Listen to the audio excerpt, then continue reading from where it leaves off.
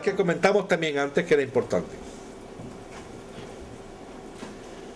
La versión esquemático, por si alguien la utiliza, vosotros lo podéis abrir a partir del Design Eval. El Design Eval, está aquí el Manager, Design Manager, ¿lo veis? ¿Tenéis todo? Abrid programas, Design Lab Eval, el Design Manager, que vendría. Este está muy bien, pero claro, solamente si manejamos los esquemáticos, porque si os fijáis aquí, yo tengo todos los esquemáticos que por defecto tengo en el directorio, muy rápido el acceso. Tengo los puntos CIR, lo tenía, no se ve. Debería aparecer por aquí también. Los puntos CIR también a veces aparecen, por aquí. Es muy cómodo porque automáticamente picando sobre el elemento se me abre automáticamente. Entonces tengo una visión rápida de qué librerías tengo, de qué componentes tengo o qué ficheros tengo en ese directorio. Esto sería para la versión, los que utilicen todavía la versión antigua, por tanto no lo vamos a entretener mucho más. Es una pena porque era muy didáctico, como veis aquí, es bastante didáctico el Manager. Vamos a pasar un poco de prisa a aquello que veamos que se puede pasar. Diferentes métodos, diferentes análisis en continua, punto de operación, barrido en continuo de una fuente de alimentación, función de transferencia,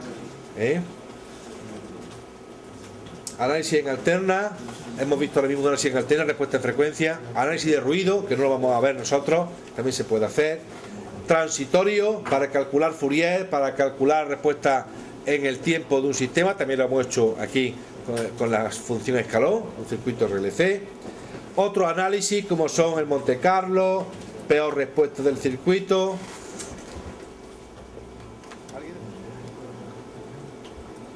Esto es un ejemplo de análisis en continua que lo vamos a pasar. Pues por ejemplo, imaginaros que quiero hacer la respuesta de un diodo Zener y entonces pues cojo una fuente de tensión y le doy valores entre menos 20 y más 20 y voy calculando la tensión y la corriente para cada valor de voltio en voltio. Pues utilizaría pues el barrido en continua para hacer algo parecido de eso, o el punto de polarización de un transistor y cosas de este tipo. Bien, el punto de trabajo que ha aparecido por ahí en el menú me indica, hace el ordenador el cálculo de las tensiones y las corrientes cortocircuitando todas las fuentes menos las de continua, y lo que calcula es el punto de operación. Por ejemplo, un transistor, para calcular el punto de polarización se cortocircuitan las fuentes que no sean de continua y solamente con la fuente continua calculo las tensiones y las corrientes. Bien, observáis ahí una V y una I que me permite hacer esto que estamos diciendo, y el análisis que hace esto es el bias point, que por defecto lo hace siempre, calcula el punto de operación para el circuito y aparece marcando la V y marcando la I las tensiones y las corrientes en el circuito, pero cortocircuitando las fuentes todas menos las de tensión continua. Todas menos la de tensión continua. Por ejemplo, imaginamos que esto es un transistor y lo alimento con 10 voltios. Digo, ¿cómo está polarizado? Pues calcula el punto de operación, me daría las tensiones y las corrientes, y veo si es correcto, tensión colector emisor en el punto Q, la intensidad del colector en el punto Q, o sea, de qué valores parte el circuito para empezar a simular. Hacer este ejemplo, a ver si aparece, por ejemplo, el ejemplo 5.10.2 con el Capturing, OBJ. Tenemos polarizado lo que es la parte de colector y la parte de base. El V3 pues es una fuente de tensión de 1 voltio, como vemos aquí, continua.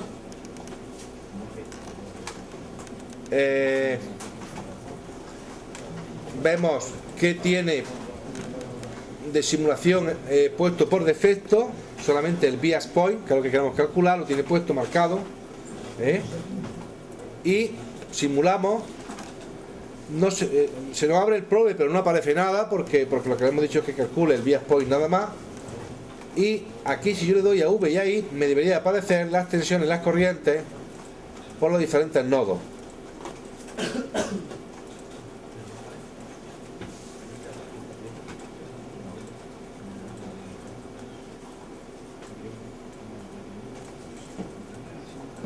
¿Lo veis?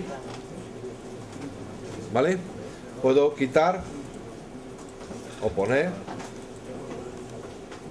Puedo poner potencia también, W. Entonces me daría la potencia de la resistencia, de las fuentes. Fijaros cómo interpreta que la fuente, fijaros que sale negativo, ¿lo veis? Porque interpreta como una carga, no como una fuente. Entonces, más o menos, y en realidad al revés, sale negativo. Pero no significa que sea negativo, no significa que sea negativa la potencia, sino que la está interpretando como una carga. Es que el menos y el más siempre depende del sentido que tomemos de los símbolos, el más y menos, ¿no? Bien. Esto es interesante, por ejemplo, imaginaos que queremos hacer una fuente de alimentación regulada, que en su día se verá como una aplicación del tema de rectificadores y se ampliará luego en la optativa. Entonces, una vez que yo cuando calculo la fuente regulada, tengo que partir de unas suposiciones. Digo, yo quiero obtener a la salida 10 voltios, para eso tengo a la entrada 25. A partir de 25 quiero obtener regulado 10 voltios. Bueno, voy a suponer que por aquí circula, como tiene una beta de no sé cuánto, pues la intensidad de base vale no sé qué. Que la beta del otro transistor son 125, que circula otra corriente. Para calcular el R1 y R2 supongo que la corriente es 10 veces mayor que la que circula tal. Una vez que yo he hecho mis cálculos y coloco los valores, simulo, miro el punto de operación y digo, ¿es correcto o no? Ah, pues sí, porque yo quería obtener 10 voltios, 10,06. Yo supuesto que estos son un C de 5 voltios y que aquí había 5,7. He supuesto que por aquí circula la corriente de no sé cuánto y veo que es cierta. No, tengo que modificar. Modifico el valor, corrijo, y voy actuando sobre el circuito. Esto es como si yo montara el circuito y me hiciera con el polímetro. En este caso concreto me interesa calcular el punto de operación porque es una fuente de alimentación regulada. O un transistor, por ejemplo, ¿verdad? Si alguien abre este circuito le dará error, pero es por el CENE. Que no sé qué pasa con el CENE que siempre da error. Entonces lo mejor es abrirlo, quitarle el CENE y ponerle otro de la librería. Función de transferencia, que también me la puedo calcular directamente. Tenéis un ejemplo aquí, lo podéis abrir, que es el ejemplo 5.10.4, que consiste en calcular el equivalente Thevenin del circuito de la figura. Como sabéis, el equivalente Thevenin consiste en, a partir de un punto determinado, que es la señal de salida, calcular la impedancia que se vería y la tensión equivalente. Eso es el Thevenin, ¿no? Fuente de tensión con la resistencia serie equivalente. O sea, el Thevenin sería una tensión, aquí si queréis, Thevenin y una resistencia. Y esto en realidad es la impedancia que estaríamos viendo de estos nodos de salida. R equivalente y V Thevenin. Bueno, pues la función de transferencia me da directamente eso. Si yo le digo salida, el nodo de salida, y entrada, la entrada, porque me da la impedancia y la tensión equivalente. Hacer el ejemplo 10.5.10.4, lo abrimos.